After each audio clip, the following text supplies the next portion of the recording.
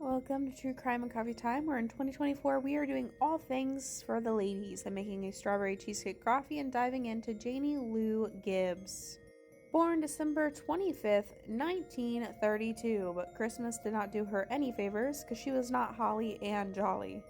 Her early life, all we know is that she was born on Christmas, but she also ran a daycare, very active in her church. Like, she looks like a sweet old lady that you would just give a hug on Sunday morning and be like, "How you doing, Miss Janie?"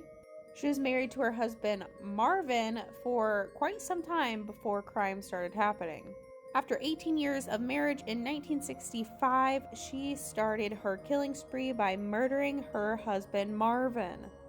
In women, we typically see arsenic or poisoning, and that is the route she took. She made some homemade soup, was like, "Here, Marvin, honey, made you some soup," and, killed him.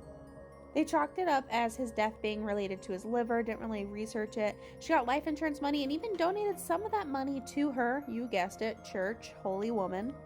8 months after her husband, though, her son, also Marvin, August 26, 1966, she decides to poison her son, Marvin, as well.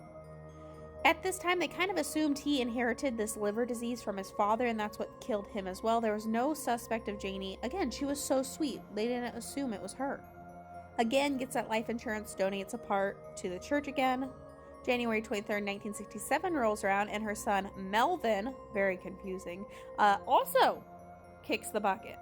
They chalked this one up as a rare muscular disorder at this time.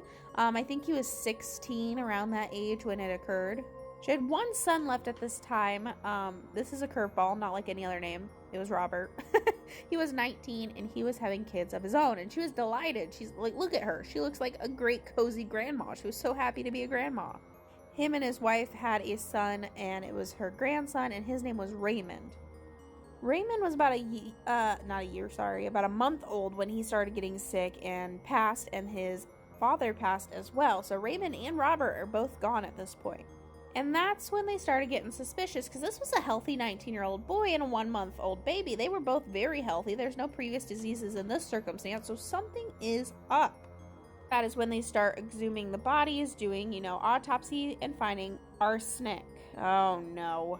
This is where I laugh a little bit, because she seemed unfit to stand trial, so they made her the cook of a mental institute. Like, girl, she's taking her husband out with soup. Who's gonna eat her food?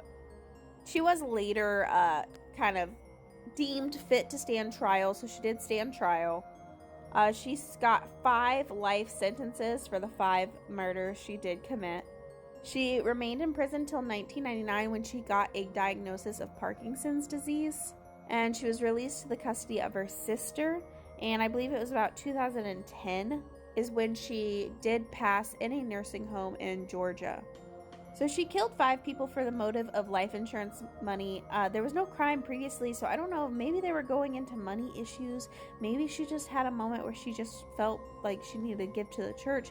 Who knows? There's no really justification for the crimes that happened, but maybe she just wasn't in her right mind, just money makes people do crazy things, and then her elevated age maybe just made her processing skills not great. Either way, what do you think about poor innocent Janie?